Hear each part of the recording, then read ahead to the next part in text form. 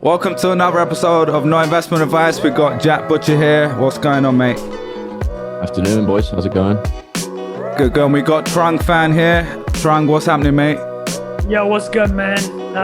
We got a new reply guy, Jack Dorsey. We saw that come Jack through. Dorsey reply guy. I know y'all saw that. So you saw that in the Telegram, on the Telegram, exactly, our right? Telegram group. Yeah, exactly. If you're in the Telegram, I would have explained to you the reply guy's story. But obviously, Square acquired Afterpay, the buy now, pay later company, the Australian one, for like 29 bill. We'll be talking about that later. But I always have these content pieces hanging around, and I need a reason to post it. And I'd posted this previously, but just looking at Jack Dorsey, like last April, he put $1 billion of his Square equity into a COVID relief fund. It's COVID, healthcare, and education. The main focus at the time, obviously, was COVID last April, but he put $1 billion, a third of his net worth, basically. He still got roasted by social media. Yeah, so he just put it on a Google Doc or something, right? And just shared it. It's probably run by two people, and it's just in a Google sheet. It's all publicly available. Incredible. It just tells you what he invests in. And I know you worked at Charity Water, and you're familiar with a lot of, the big thing about charities is overhead, right? That's always a criticism. There's zero overhead if you're running this thing from a Google sheet, right? Everything's transparent and visible. But anyways, because since it's Square stock, the fund started off at $1 billion, this relief fund. It's at $4 billion now. It's unbelievable, man. Like, I gave away $4 billion. And you know when a guy like Bezos will give $100 million, people are like, oh, that's 0.01% of his net worth. Yeah, I hate that. Well, when people Jack do Dorsey just gave away a third of his net worth. And they were still finding ways to roast him. So I put that, I go, his relief fund put out $1 billion. It's up to $4 billion now. And then a guy even commented, and then, I ended up chatting with the dude. It wasn't negative. He's like, how come he's only distributed $400 million out of this $4 billion relief fund? Well, and then I'm just like, well, number one is that's 40% of the initial allocation, crazy, yeah. right? And then the second part is it's a dual mandate. It's not like it was only COVID. If it's only COVID and you're 15 months in and you haven't run it down, you're like, okay, this is kind of weird, right? But, it's also for a girl's health. It's all for education. But, there's no place for nuance on Twitter, so I wasn't able to include all that. But the guy literally asked, he's like, is this some type of tax scheme? And then thank God, Dorsey rolled into the replies. Let him know. Hold on a second. Whipped it out on the table, son. Yeah, let me just pull Dorsey's reply, man. Can't share the screen. Y'all are going to make Dorsey slide into, my DMs, dude? Come on. All right, so here we go. I love screen sharing. Actually, I used to think that when we show stuff on the screen, it's bad for the listening experience. But I kind of enjoy it, man. It's like you're listening to the banter. It's like, I got to pull up my screen. Anyways, I always just love seeing Trung, the bottom part of your Chrome, because you've always got 17 screenshots that you're putting into a thread or something. Yeah, dude, I roll deep on the screenshots. But LVMH3 peep. Are you doing all this on a MacBook Air as well, Trung? Dude, well, I'll tell you. Remember, I don't know if I remember, I busted my Pro. Here's Jack's reply. So he just wrote, the hardest part has been finding orgs with a small staff, working to move faster now. Thank you. Question answer. There. That's why they only distributed $400 million, man. God. The thing is, this is probably, we could do a whole episode on this. And I think we talked about doing it. It's actually really hard to distribute that amount of money. Here, Bilal, you explain it. How hard would it be? You want to give away $1 billion in COVID relief? Explain to the audience how hard it is. Well, I think COVID relief is one part. And again, I'm not an expert on this, but just from what I saw, there's like emergency relief, which is COVID relief would be in that bucket. So it's a short period of time. You're just trying to deploy money to where it can be used. But then there's all the other causes like water, education, there's hundreds of them. And so I can just speak for Charity Water. What we had the problem, we would keep growing the amount of money that we would raise, like from individuals, companies, etc. But to then deploy that money, it's not like pressing a button and just saying, hey, just send it to Ethiopia. Like you have to find, it's like doing construction projects. So imagine saying, all right, we've just 3x'd our revenue. Let's say we're a real estate fund, and now I need to go and build 3 times more apartment blocks. You can't just do it overnight. And then if you consider these are like war projects in the developing world most of the time, And then you got to work with local government, go to rural areas. You got to vet the people. You got to make sure you got to look at all the numbers. It's like really hard. It's a crazy. There was a whole team in New York, like 25 people. Their whole job was to go out there and meet all the people, make sure everything's legit. And it's hard to give away money. it's really hard for stuff like that. I think if it's just, going on to Donors Choose, where people can just like support teachers and stuff like that, that's a little bit easier because it's a marketplace. Basically, you can see how much money people are requesting, and you can just directly fund it. But yeah, I mean Jack Dorsey, I was so surprised by, well, actually I wasn't surprised, people complain, but the fact that he was given that much money and people were still finding excuses to like put him down about it, it's unreal, man. You're never gonna please people. Let me share one more. I'll share his first reply guy, because I got that on tap. I keep just a Google slide doc of all these sick replies. So when Facebook trialed their audio product, this is like 2 months ago or 6 weeks ago. So the news comes out, and I just did a screenshot of the live audio room. And obviously Twitter Spaces is a competing product to Clubhouse and Facebook Live Audio. So I just go, hey guys, I listen in on the room. Here's the audio from the room. It's amazing what Zuck is talking about. And I literally just cut in the clip from, remember that barbecue clip? Oh man, this guy.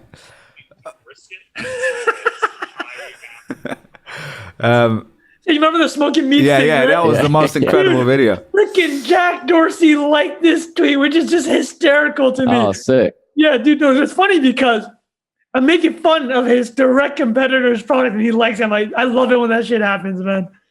But all yeah. right, boys, so just to give people a heads up what we're going to talk about today, yeah? So we've got the Square Affirm stuff we're going to touch on, the buy now, pay later space. We're going to do a deep dive on Virgil Abloh, who's head of LVMH, or a part of LVMH anyway. And yeah, we got a couple other things, like a preview potentially from Jack as well, and edge of the internet stuff that he's been finding on the internet, a new NFT project. But the first thing we're going to do is have a little rant about Ivy League. So yeah, Trunk, you want to? Let's just play the clip. Let's just play the clip.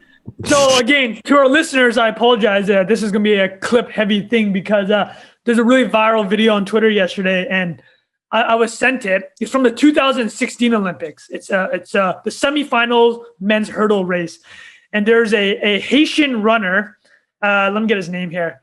A Haitian runner. His name is Jeffrey Jolmes. So Jeffrey Jolmes at the 2016 Rio Olympics. And this went insanely viral yesterday. So somebody pulled the clip, and I was sent it. And I have to tell you, this clip, I can't remember the last time I laughed so hard. I was literally in tears. You know what? Like I'll always write, "Oh, I'm in tears," like on Twitter. I'm never in tears when I write, "I'm in tears," right? LMAO. You're actually this time. God, you're actually. It's so funny. I'm in tears.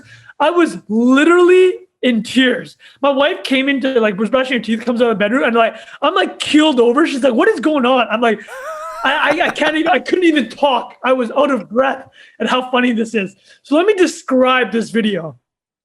2016 men's hurdle semifinal, Rio. And Justin Jolmes, listen, the guy's clearly one of the 10 best hurdlers in the world to make it to the semifinals, right? But dude, so the camera before the semifinal race pans to him, and this dude starts flexing. Yeah. He starts pointing at his wrist. Usain Bolt style, just letting what him know. Time is it? He points at the sky. This is all pre-race, and then puts up a big number 1. I'm going to play it if you're watching on YouTube. I know we get like 500 or 1,000 people watching. Here's a video. Oh, so this guy's flexing. He just pointed at the sky. He's just full through the his face is looking so good on the point. He's pointing at the screen. The number 1. He just threw the number. Yo. Dude, so this guy's so confident. And here we go. He's number 9 on the edge here. He's about to come out the block. He's coming out the block. Oh. Yo. So if you're watching, if you're listening, this dude comes out the block, And you can even tell he's not gonna make it, bro. He's nowhere near. He's nowhere near jumping over that. He just got straight into it, dude. You feel so bad laughing, but like there's a natural thing. Like you're gonna laugh. I feel awful laughing, right? This guy's worked his entire life for this moment, but he was flexing so hard. Dude. And anyways, there's just to be totally fair. Okay, the clip got removed, but he ends up finishing the hurdles. He gets up, dusts himself off, and finishes the hurdles. Cool running style. Yeah, just finish off the jump. Nothing but pure respect for this guy, right? Like I felt bad laughing, but then after reading his comments, so the Associated Press asked him afterwards, and he just goes, "Listen, it did go. Why did you finish a race?" He goes, "It didn't make sense to go down as a sore loser. The Olympic spirit is to finish the race. It felt good, the crowd cheering me on." So you know what? Happy story. You know, we had a good laugh at his expense. I mean, he's a meme, right? 4 years later, the guy's still a meme. 5 years later, actually. And it is one of the funniest videos I've ever seen in my life. Tron, what was the? Do you want to read the caption out for people listening that you? The caption I put is when you hire an Ivy League grad, but they actually suck at the job. So the reason why it's the first thing that came to my mind. Actually, hold on a second here. I gotta. Thanks, LT. Thanks, buddy. Okay, close the door for Daddy. Thank you. We got a guest today. We got a guest, man. But the reason why, first of all, I'm like, I have to tweet and try to do something funny about this. I mean, it's not the best one I've ever done, but it had made me laugh so hard that I felt I owed it to the universe to try to find something. And the reason why I put when you hire an Ivy League grad, but they actually suck at the job is, well, first of all, we can all opine on this, but my previous job, I interviewed a lot of Ivy League grads because my startup's headquarters was in Harvard Square. Literally in Harvard Square. And one of the pitches that ended up getting the company sold to S&P Global, the data company, was basically, we are geographically a place where MIT and Harvard students, just because they want to stay in the area in Cambridge, will come work for, right? And like if you're S&P Global, you will have a very difficult time hiring these type of people because when they're graduating, Facebook, Google, Netflix, Amazon are throwing them job offers, right? They're not going to go work for S&P Global. So your only real way to tap this talent is just be geographically there. It's a very smart pitch, actually. So I was there. I was like one of the more veteran guys there and just ended up interviewing Ivy League people nonstop, internships, like for different roles. And listen, man, I'll be honest with you. I didn't go to Ivy League school. Although McGill University in Montreal likes to call itself the Ivy League of Canada or the Harvard of Canada, which literally means nothing. So I've interviewed a lot of Ivy League people. I'm sure you guys have too. I'm sure Bilal has at Google.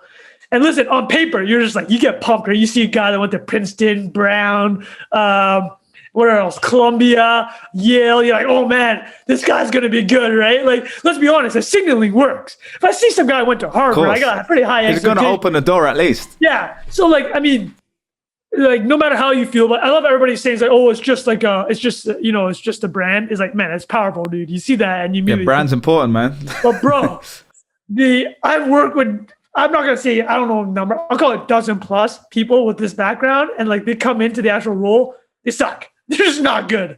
Whether it's they're overconfident, they don't want to do the small stuff, or legit they just suck.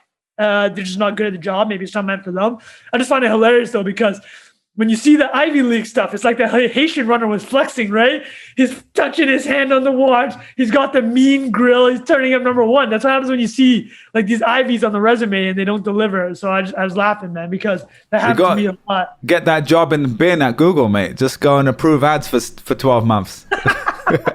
Bilal, you've definitely got you probably hired somebody from Ivy that. Yeah. Even in charity world too. I mean, to be fair, they've obviously smart people, right? Like there's a level of intelligence, but the way I always saw it is you need to be smart enough, but then there's so many other things you need to be like, have the right attitude.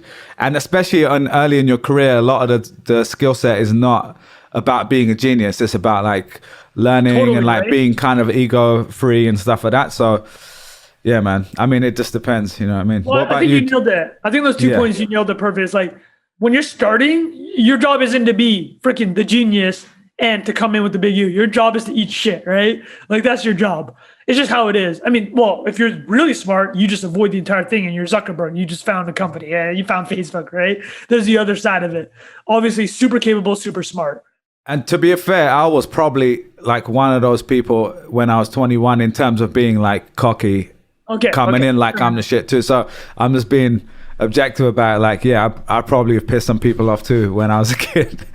But yeah, I think it's hard, man, because you come in with an expectation. I was 21 going to Google. I went to a pretty good school. I'd done a business before. So I came in like, all right, let me come and like run this shit, you know what I mean? And then you go there and you're like, oh, okay, you're an extremely successful entrepreneur. Nah, yeah, with my eBay, my bling bling king eBay store. But yeah, no, it was, so I completely get it, man. I mean, you learn with age, do you know what I mean? Anyway, that was fucking hilarious, man. That gave me a good chuckle when I saw that as well. Oh, dude, I was crying, bro. All right, so boys, let's kick it off, yeah? Because Jack, you've been sharing this in the Telegram group chat. I haven't really dug into it much, but let's just do your part first because I thought this was quite interesting. The site looks really cool. Do you want to share your screen?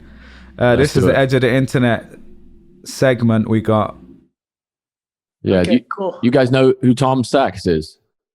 I do not. Heard of his stuff before? I don't, to be fair. I found out about him through, I think he has a like long-standing partnership with Nike on the Craft, Nike Craft. Have you heard of that brand before? It's like they make limited run stuff. They collaborate with a bunch of artists. So he's done like if you go on Grailed or something like that, you know, the streetwear reseller, they got a bunch of like Tom Sachs Nike stuff. And he's been like a contemporary artist for a long time. And I'm just interested in seeing, I think Damien Hirst did an NFT project a couple of weeks ago, and Tom Sachs is kind of in that first batch of artists that have made a name for themselves in the contemporary art world that are now playing with the NFT mechanic. So Damien Hirst did, I think 10,000 editions, and the mechanic of that drop was you either keep the NFT or keep the print. You decide once they're all sold out, you make a decision on which piece you want to keep. So you can essentially trade in the NFT and they mail you the print, or you keep the NFT and they will burn the copy of the art that they're holding on to. So the outcome becomes like, 8,000 people wanted to keep the NFT over the physical thing. It's like this statement on like what people value about art. So this Tom Sachs thing is taking another one of the NFT mechanics, which is this idea of like randomization and the minting of pieces. So for context, the project's called Rocket Factory. And what he's done is basically, I think there are 3,000 individual components. So if you can see the screen, you'll see it here. But if you can, they're like rockets that are divided into 3 different sections vertically. So there's a nose, a body, and a tail. And what they did when they launched the project, you would mint, I think they only let you mint 3 tokens. You'd get a nose, a body, and a tail, all different configurations. So I think they have, what is this? 5, 2, 3. So they have 30 different rockets, and some match and some are like mismatched, right? And he's done this thing with brands where they've got, I don't know how maybe he's going to get in trouble for this, like DMCA type stuff, but he's using a bunch of like logos of Marlboro, Ferrari. I just assumed he was working with him or something, because if he's using it without... I've worked with Ferrari and I'm pretty sure they would be about this. They're like a rocket. Yeah. NFT, no way. Yeah, so I mean, but that's an interesting thing, right? Fair use art. Like if you go back to Andy Warhol, the Campbell's soup thing. Yeah. I think for the most part, like he's a top tier artist. So I'll be curious, like if there's any blowback. Like I think if somebody less well known would have attempted something like this, you can imagine like legal notices just coming flying at you. But it's an interesting this is a whole new area for like the law to expand into, because this is all on chain, right? Like it's done. You can't take back a lot of this stuff. Like the token either references something that is on a decentralized database. So like it really changes the nature of copyright litigation and all that kind of stuff. Anyway, that said, you get these three pieces and you put them together, and the way they're making the project happen is they're going to physically assemble these rockets and launch them. God. Oh, that's sick. Yo, oh, I didn't realize that. Jack, okay, so it's a physical piece. Lead, man. Yeah. I thought this was like all the Jack last week's like, hey, here's Janky Heist and here's Board Ape. Yeah. Like, oh, cool, man. More like visual, like graphics. They're building the fucking rocket, bro. You're burying the lead. So they make the physical rocket and then they send it to you. So based on what you've collected, so what's in your wallet, I'm assuming at a certain date, what they're going to do is say, okay, we're going to take a snapshot of what's in everybody's wallets. We're going to assemble the rockets. We're going to launch them. They're actually doing launch events. So everybody that owns them is going to be going to events in the US, Europe, wherever else, assuming Tom Sachs is there and his team. And they're like, I guess they have some little firework component or something in the back of them. They're gonna launch them, and then they're gonna recover them, stick them in glass cases, and then they're gonna send them to the collector. Oh, that is sick. Hold on a second, Jack. Can you roll up a second for our listeners? Could you roll one more? Okay, yeah. Can you just talk people through how it works here? Tell them what you see on the far left, and then work your way across. Sure. So the on the far left, this is the assembly of the 3 NFTs that were generated on the drop. So on the left, we're looking at this McDonald's nose cone. It's kind of this like rough outline, hand drawn thing. NASA middle section of this rocket, and then a Tiffany & Co.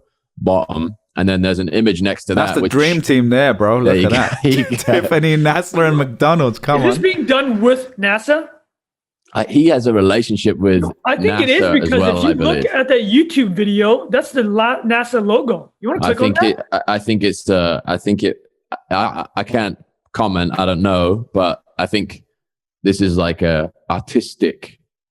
using some artistic liberty here. There may be a relationship there, but who knows? Okay.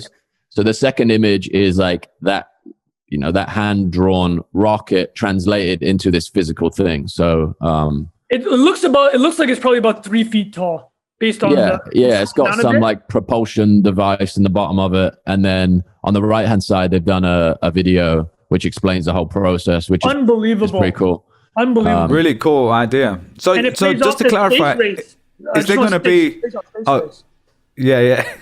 So wait, you'll get a physical piece and a digital, and it's also digital, or you? Yeah. So you have the NFT in your wallet, and that some of this stuff, like a lot of these things are like launch and sort of figure it out as you go. So they've made way more promises than most projects, and there's a big name behind it, obviously. So what they've announced today is that you could have perfect rocket, which is essentially all the matching pieces, right? This one on the left here is the 3 matching brands, nose, body and tail, and then the Franken rocket is like 3 random brands. Like read how they describe it. A disparate clusterfuck of branding composed of unmatching component NFTs.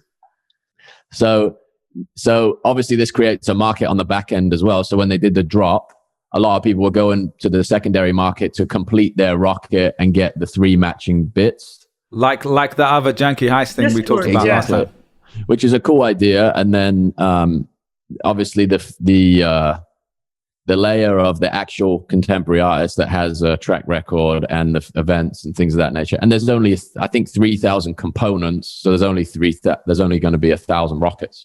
So it's pretty limited supply. Marketplace, how much, like what is one of these going for right now?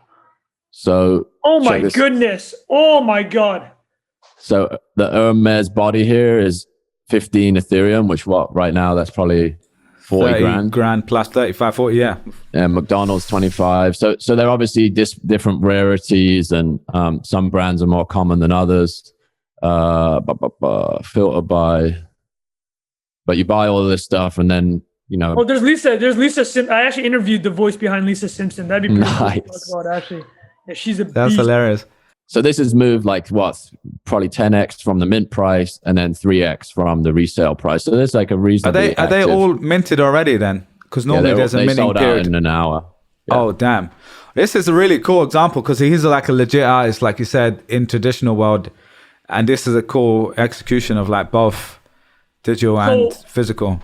This is kind of the third major project that Jack's brought up. I'd love to hear Jackie talk through Bored Ape, Janky, Heist, and this, and the differences you're seeing, and like, because it seems like everyone is adding a new twist. That this one is just like when you did the physical part, I'm like, oh, that's so smart, man. That's so smart. So like, how are you viewing these kind of three projects?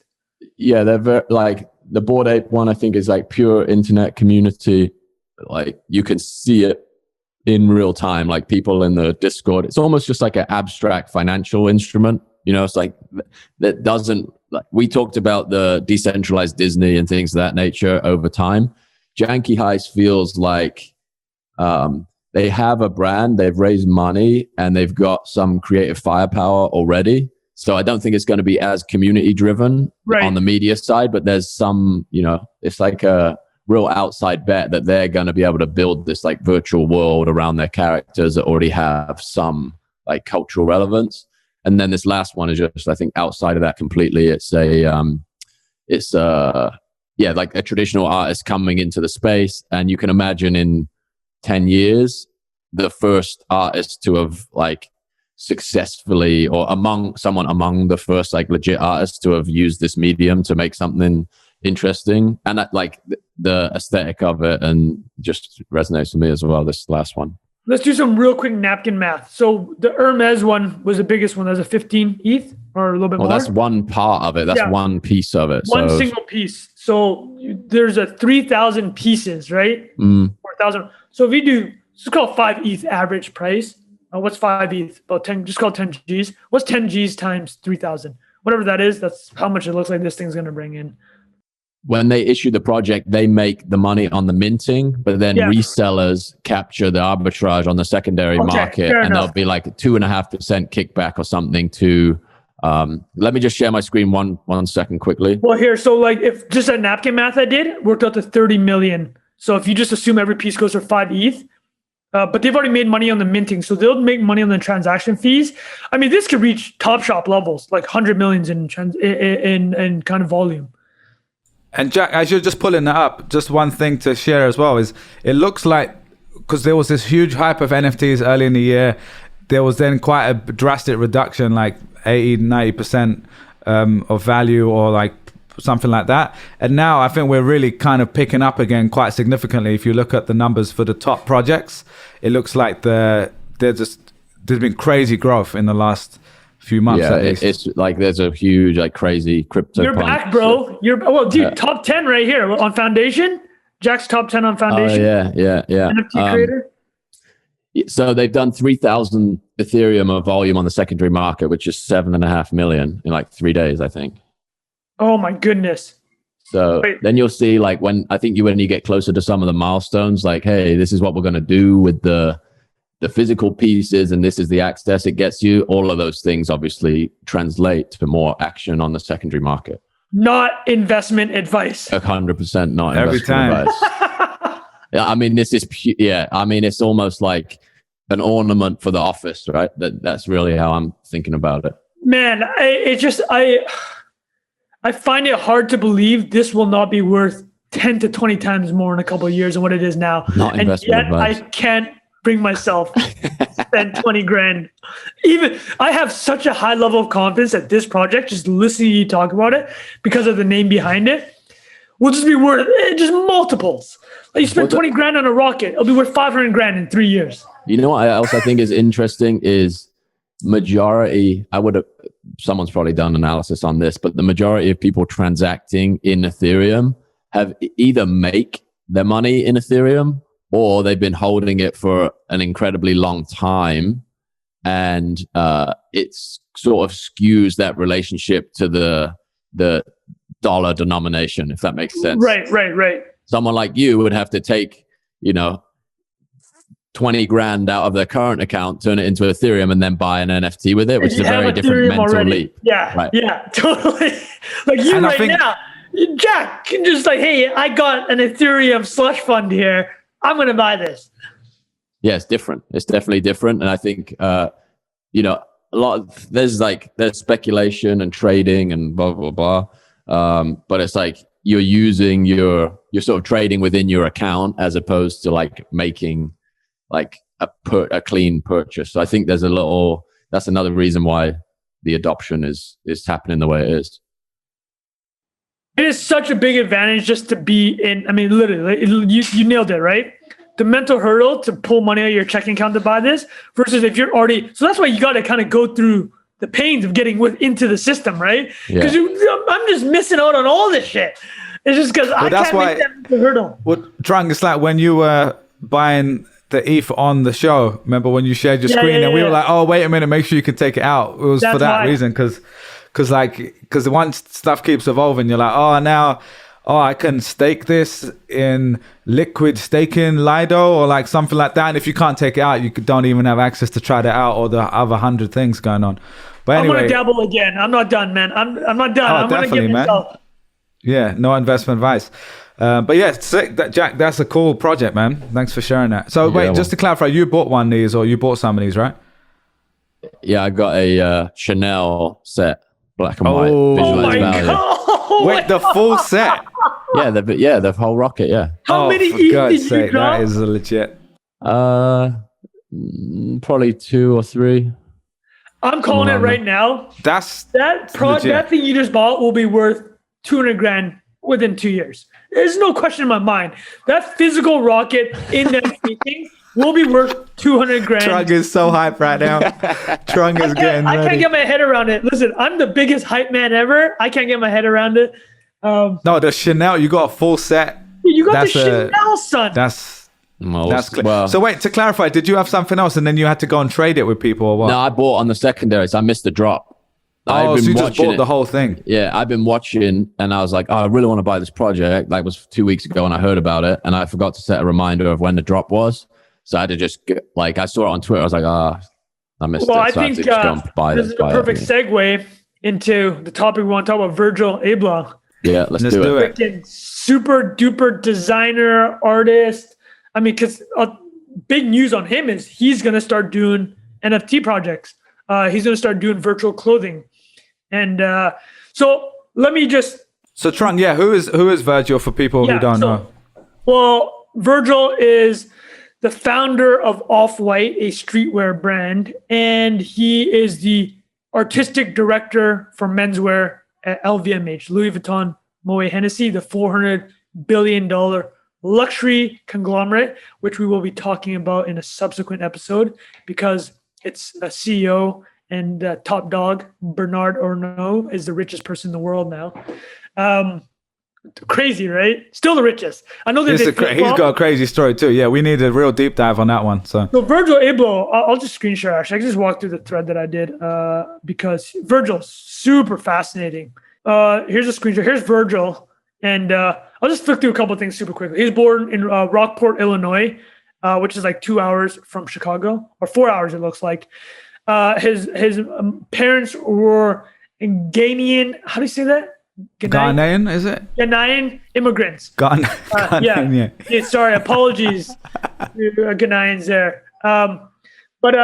So kid of an immigrant, right? Or immigrant first generation, or I don't know, first, second generation. I don't know how people describe that shit.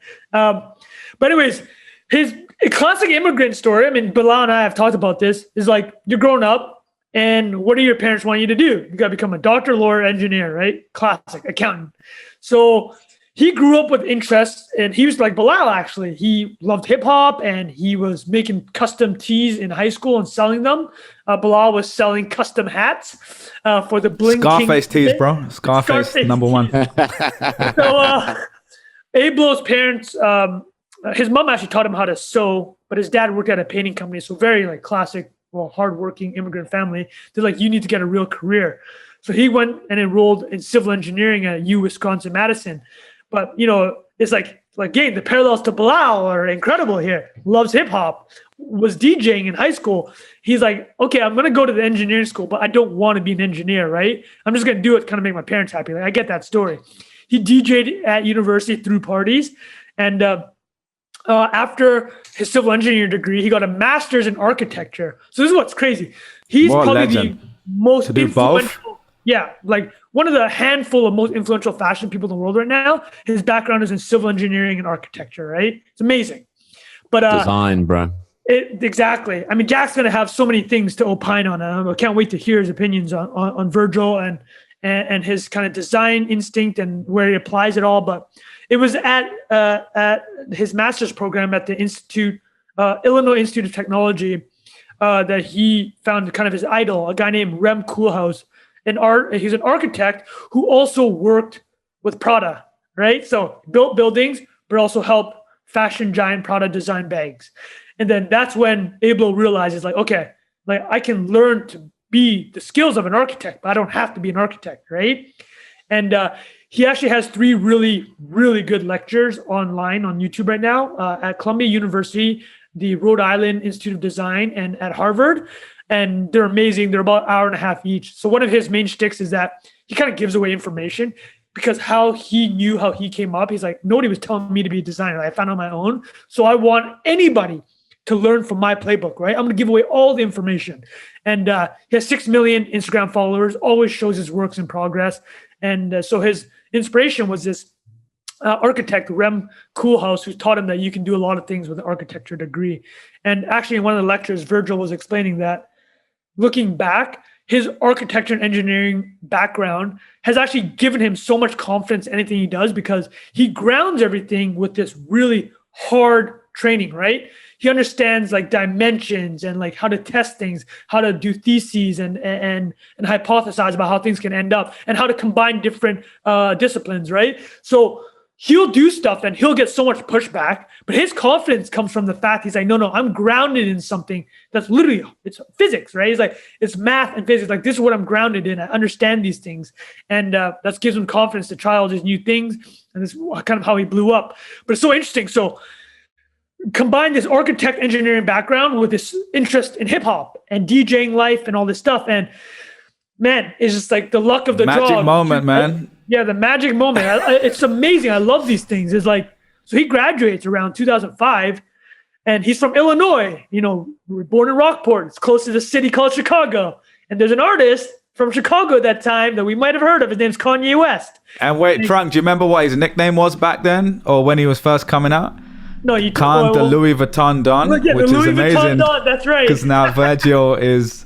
Oh yeah, exactly. It's all coming right? full circle. Well, dude, I mean, we have so much to talk about here. And I love that you brought that up, because a lot of people ask now is like, because Kanye's so much into fashion, right? He's got his $1 billion brand with Adidas, Yeezy. He has a deal with Gap. But like you said, his nickname's Louis Vuitton Don. Louis Vuitton was always what he was looking up to. And now he's like number one guy. Like, I'll explain shortly, but Abloh spent a decade with Kanye. He was basically his artistic whisperer. And the way they described it was album covers, music, like stage design. Abloh would just be cruising around with Kanye as Kanye started his music career, his singing career, because Kanye started off as a producer for like Jay-Z, right? And he would just be on his laptop 24, like literally 20 hours a day, designing things on his laptop for Kanye. And so crazy. The reason he met up with Kanye is Kanye was starting his a solo career away from a producer, wanted to be the personality and artist himself, and he wanted to surround himself with creatives. I mean, Jack touched on it before. You know, we talked about what was the guy that did the Campbell's? Andy Warhol. Yeah, Andy Warhol. He's famous for having this entourage of creatives, right? So Kanye did the same thing, created an entourage, and Actually, Trunk, just to add while we're talking about it on that, like for people's, like to take people back to this time, this is the time where people would often say the phrase we now use is shut up and dribble. Like, right, you're a basketball player. Don't talk about this. Don't do this. Don't be a brand. Like, just do what you're good at and like get on with it. And we can talk about Kanye as it relates to this as well, but he was clearly a creative dude from forever. Exactly. From fashion to music, producing, rapping, everything. Like even his home, if you architecture. Yeah. Architecture is crazy. And just what I love is 15, 20 years later or whatever, however long this is, 10 years, like as much as he's kind of a hateable person to a lot of people, and I understand that, Kanye in particular, like he was one of the few people in the hip hop world that was saying like, own the brand, be the brand. I don't want to just hold up a shoe for you. I want to be the shoe designer. And I'm going to put in the work to actually go and learn how to do this properly, understand materials. And so anyway, you'll probably get onto that, but I think it's worth calling out. No, 100%. I think totally. And that's what makes Virgil interesting, right? He's multi-discipline, music, engineering, architecture, fashion. Like he combines it all, right? Understands culture like crazy. And these guys are, going through this movement.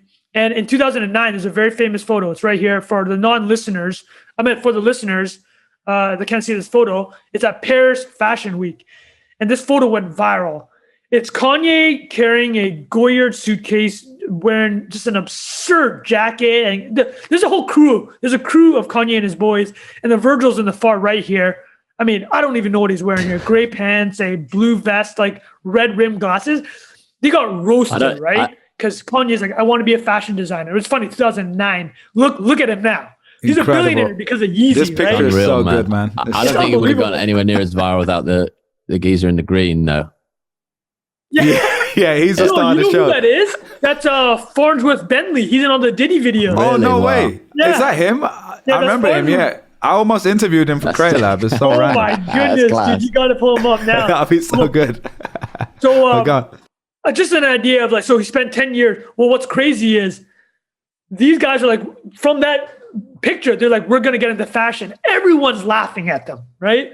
It's like to your point about shut up and dribble. Let's just call a spade a spade. There's a lot of racism involved here. It's like, who in the 80s and 90s were at the forefront of fashion, right? It's obviously going to be a lot of white people. That's just it. It's from especially Europe. luxury high-end. European lux houses or white people. Well, this is what makes Virgil so amazing, right? He's an artistic director for menswear at Louis Vuitton. And actually, Louis Vuitton, I buried the lead. They bought 60% of his streetwear company, Off-White, like 2 weeks ago. So now he's one of the most important people at that company. The most important luxury company in the world. He's one of the most important people there. So crazy how that turned. But the point is that at the time, people laughing at them. So what did these guys do? They're like, we don't care. We'll start from the bottom if that's what we need to do to prove it. They go and intern at Fendi, an LVMH luxury brand, literally interned. And not like one of these things like, oh, these guys interned, I'm sure they had a cush. They're bringing coffees to work. They were photocopying docs. They're working 9 to 5, making, not that they needed the money, but they took whatever the intern salary was, $500 a month. And this is why, just to clarify, Kanye West and these guys, they're already established. He's an established musician. He's doing My Beautiful Dark Twisted Fantasy. Yeah. He's recording arguably the greatest album of the 2010s at this time. And so My Beautiful Dark Twisted Fantasy, as Bilal touched on, amazing album. Runaway, the 35-minute video. Actually, Virgil designed that video. Oh, I didn't know that. Yeah, amazing, right? So I'll bring something back now that's relevant because Kanye's new album that we're all waiting on is called Donda. So he actually started a group after doing this Fendi fashion design that it was called Donda. It was like this. He finally formalized the name of this creative group, and they're going to do everything: fashion, architecture, building, like culture in general, right? Like large installments. But that group didn't last very long. But there's huge legacy. Like Virgil Abloh is part of that group, and he's everything I said now, but LVMH, Off-White, his streetwear brand. And I think there's 2 or 3 more superstars from that group that ended up at Nike and Adidas, like top designers. So I'll keep going through his story, but I'm not going to belabor his story very much more, just because I want to get in some lessons that he said in these lectures that I mentioned. But his first brand, Virgil's first personal brand was called Pyrex Vision. And there's nothing crazy.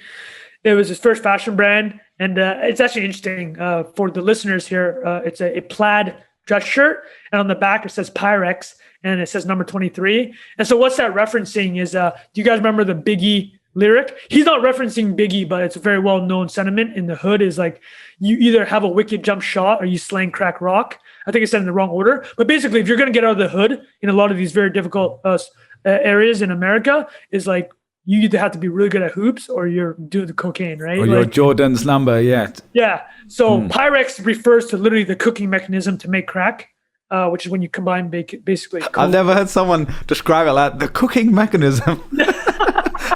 That's so good. Bro, just like baking soda, some other ingredients. And so if people don't know. Not investment advice, sorry. Yeah, not investment advice. So the crack epidemic in the 80s, the reason why crack blew up, especially in urban areas, in the ghettos, was crack is just a really fast mechanism to put cocaine into your body, and the way that people cooked it is you could basically stretch a bag of cocaine further. Like, if you see from the movies, people do cocaine, they're snorting it, and it's pure. But like, if you want to stretch that baggie of cocaine, and if you're a dealer, like you combine it with baking soda and you sell these smaller units, right? And not investment advice, not personal advice. Definitely not. Stay off the crack, folks. Yeah, so his second brand was Off-White. So he learned a bit from his first fashion brand, didn't really take off, but he got in with this really influential fashion group from Europe called New Guard Group. They've actually been acquired by Farfetch.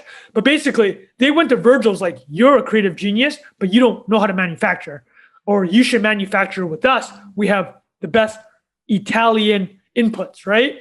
And the amazing thing about New Guard Group, so their founder's also worth like $500 million, Italian dudes.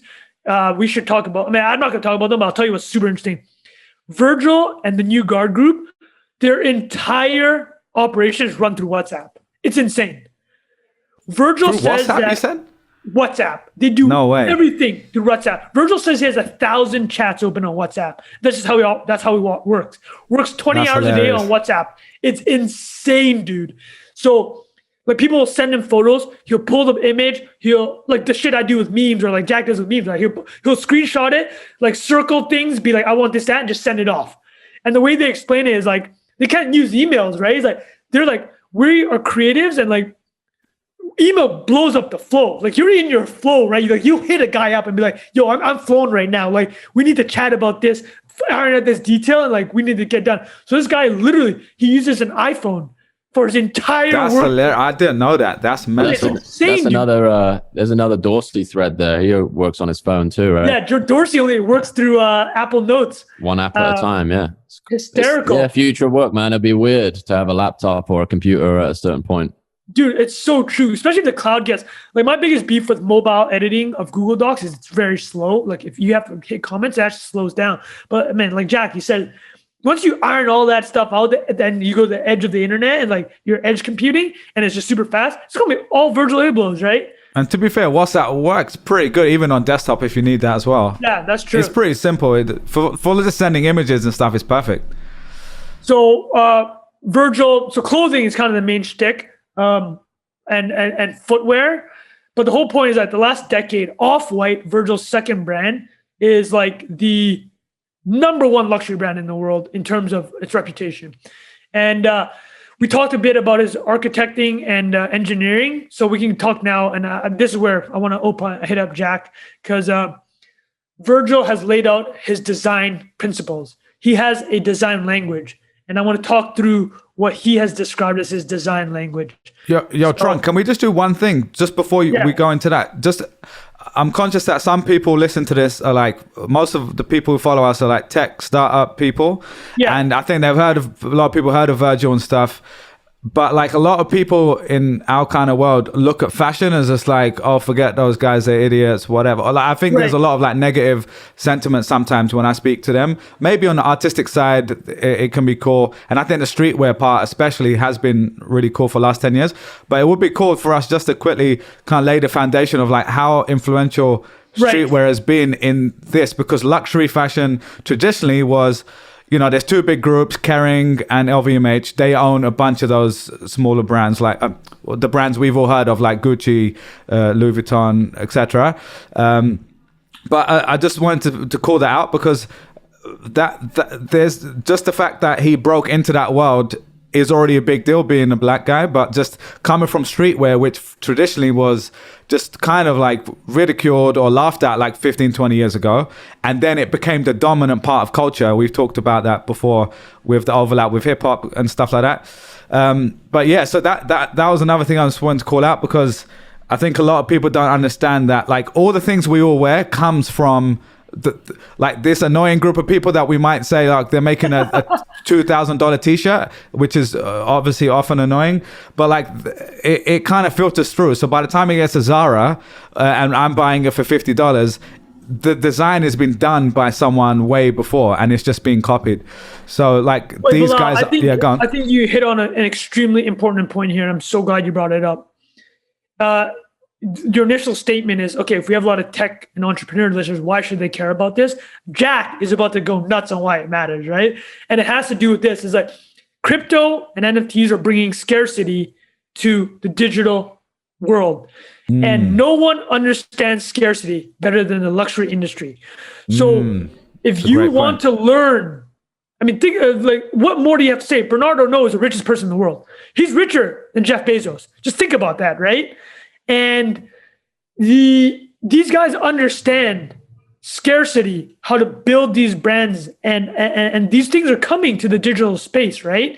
So I mean, Jack, I would love to hear your thoughts on that, because I mean, you did it back and forth with somebody that commented on an LVMH thing I did, but I think you would have a very good insight on this.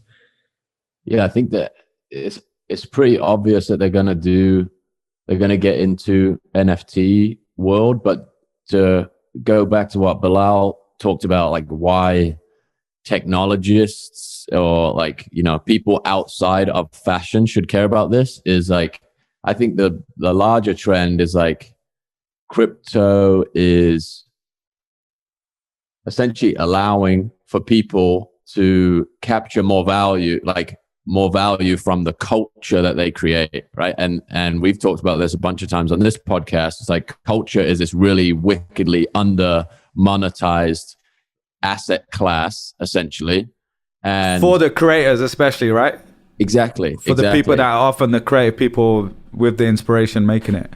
Yeah. And like they're like their ideas propagate so incredibly well because they understand culture, and that's something that a lot of technical people don't get. Or and I think you've heard this in the Kanye rants over the years as well. It's like there's a really good interview at Cannes with, I think it's Ben Horowitz, Kanye, and Steve Stout.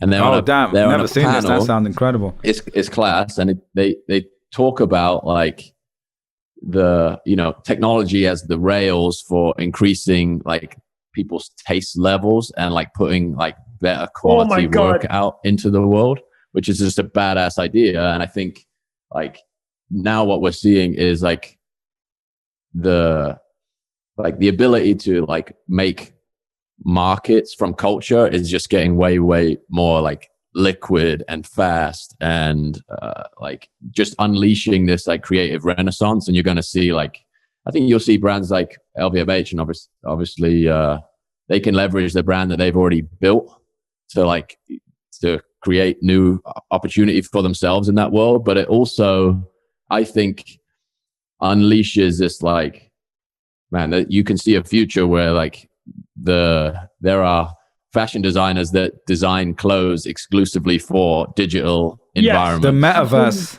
Yeah. Seriously. And the internet has made all of this possible, right? Like I don't know when that photo was, Virgil, Kanye, 2009.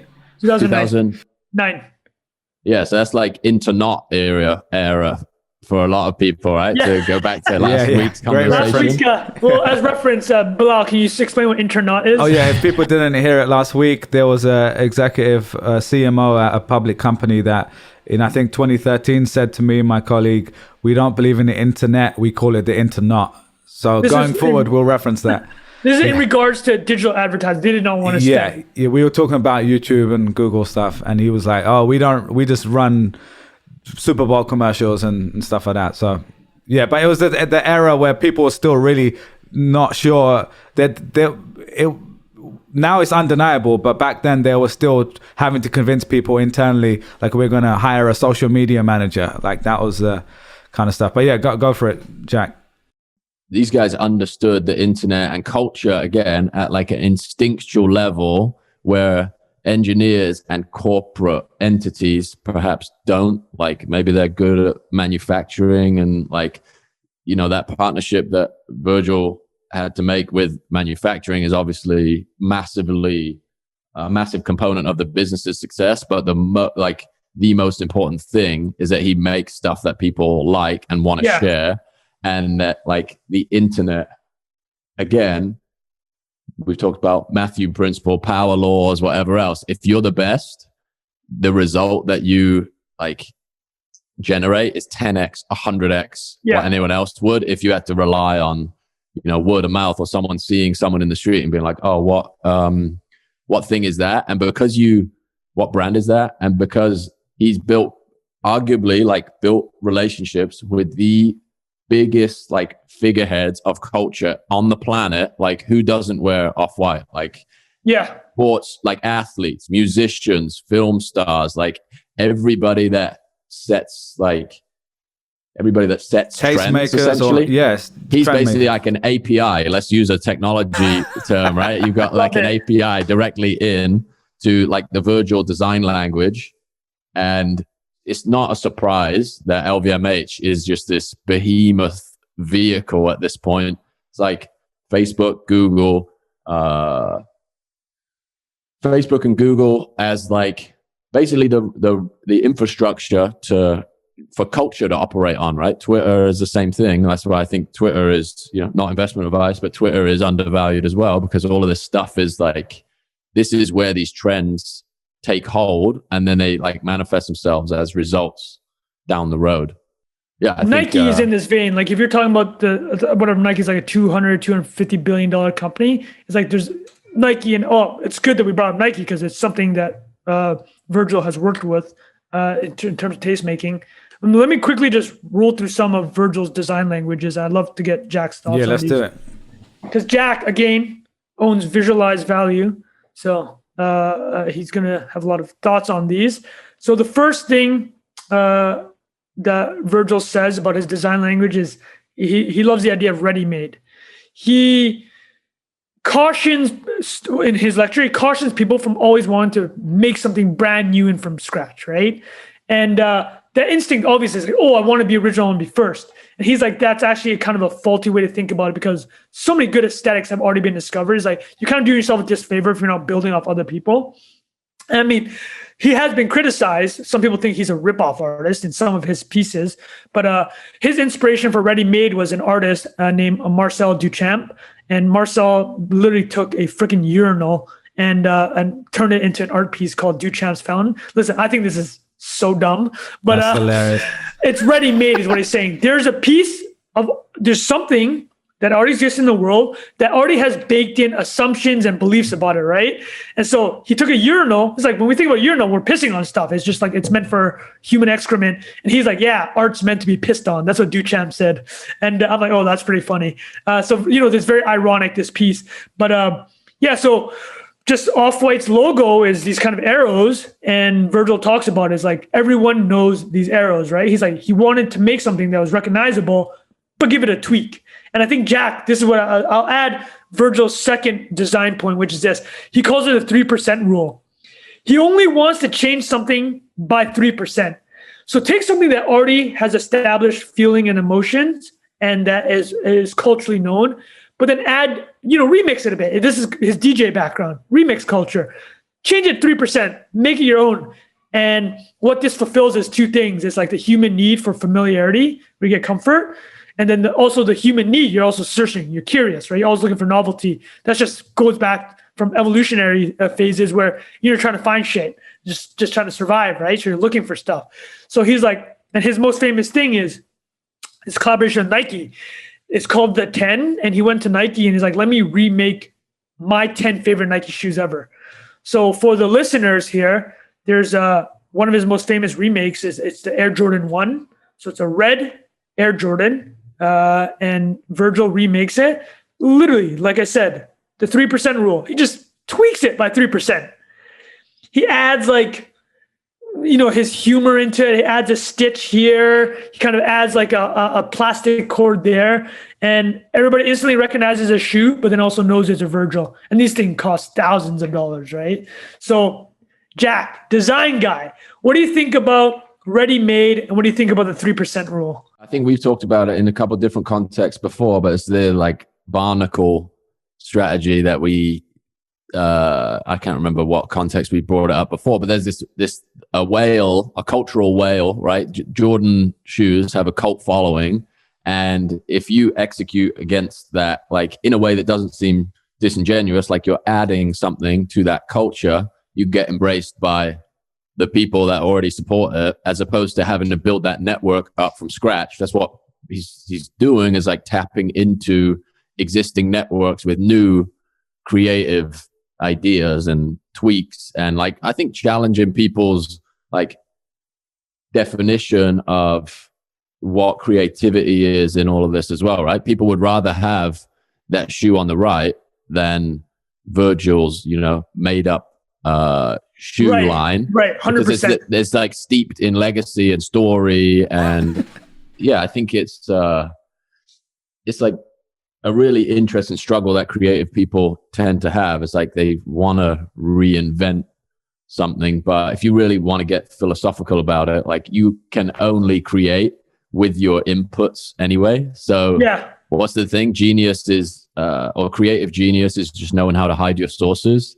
I think there's something like contrarian about this, where he's just like, he's doing what everyone else is doing, but just in a way more like almost brutalist way, right? He's just saying like, yeah, I'm not trying to hide the fact that I'm like drawing on top of a shoe that you've already seen, and everyone else is following the same creative process, but they end up with something that's like, it's still things that you've seen, places you've been, objects you've looked at, combined into something. It's just a different percentage, right? And that doesn't mean it's new necessarily. It's new to somebody. But I think it's genius, man. And what it also did commercially is just created an endless stream of opportunities. Oh, yeah. Endless. Yeah. So like Rimowa, and you listed a few of them in that thread. Well, we should touch on those. I what you said though, I never heard that actually, where like the creative genius is hiding your sources. Because I can tell you as a writer, the instinct or the yearning to like, I mean, you find a great idea, you're like, oh, I have to prove that this is my own. And like, right. I'll be honest with you, I want to bury where I find a lot of things, but I just, at the end of the day, I'm just like, I can't, man. I just gotta be honest about, no, that's about, you see a lot of people write threads and they won't source anything. I source everything, right? It's just an example. It's like a lot of people write Twitter threads and zero sources. Yeah. And or even just writing in general, right? I'm like, oh, the compulsion to like hide, where just to make it seem like you're smarter, is so powerful, so strong. But man, hiding your sources, bro. Trust me, I definitely think about it, but I never end up doing it. Yeah, well, what's that like, famous book? Isn't it like Great Artists Steal or something? It's quite a famous book. Yeah. It's like one of those things. Like I think most great art is like, I could have done that, or I could have thought of that. It's but you didn't, right? That's the amazing thing. It's because the actual like 50% of the art is having the bollocks to do that. 100%. No, 100%. I think there's I think that also just for like the entrepreneur side, I think there's that part of it too, is like a lot of the successful people you see, it's willing to do it, right? No, literally, it's like, it's willing to take the arrows and the bullshit. And I think this applies to the art also. Yeah, and Jack, I think, sorry, Jack, can I say, last week we talked about it with your NFTs, right? Or like you've been putting out visualized value stuff for free for years, thousands of reps or whatever you want to call it. And like for someone who's never heard of you and they listen to this podcast and they listen to episode 0 and they're like, Jack sold that thing with 2 boxes for 150 grand at the time. Like, what? I could have done that, right? And exactly that feeling. But the people who were happy to pay that amount for your NFT back then, it wasn't just because of the 2 boxes. It was because of who it was. It was because of the way you'd been doing that for some time, you built a reputation, and also you were willing to put it out. And if it was bid on like at nothing, you would have taken a hit, and you do all the time as well.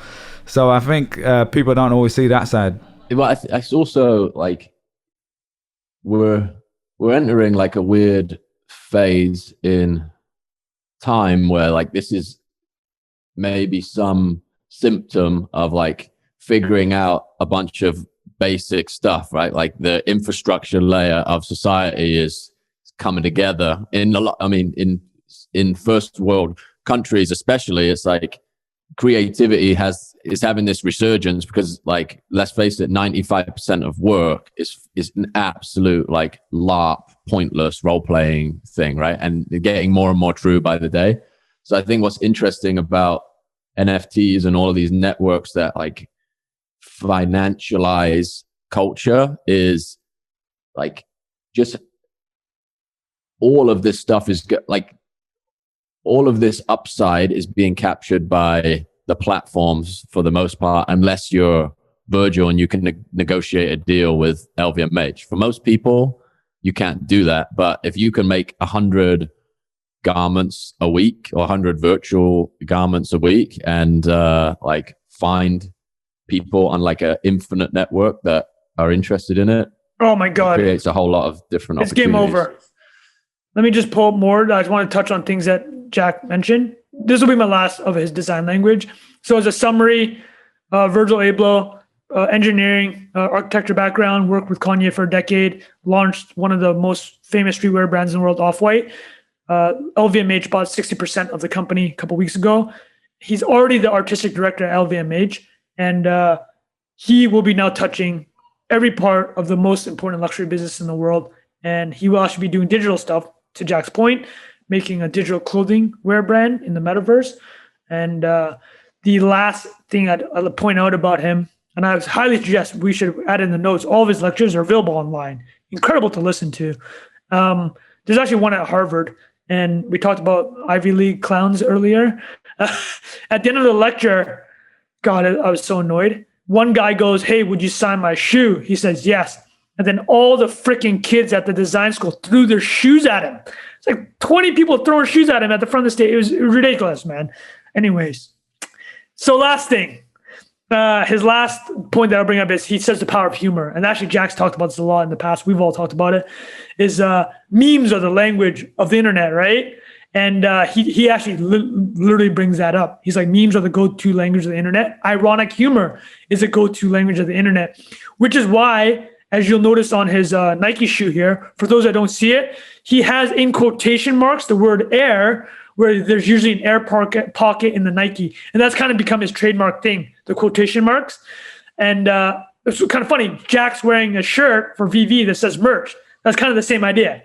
It's the irony of literally saying what it is that you're wearing that's on it. And so his two things that you touched on, Rimowa and IKEA. So he collaborated with both of them. And just going back to his 3% rule and his building on stuff that's already made, he took IKEA's existing rug and put his 3% spin on it, which was the ironic humor of keep off in quotations. That's just the dumbest rug ever, but I'd probably buy it for $1,000. This one I loved. His Rimowa collaboration. He took a Rimowa luggage bag and made it transparent so you can see what's inside. That's it.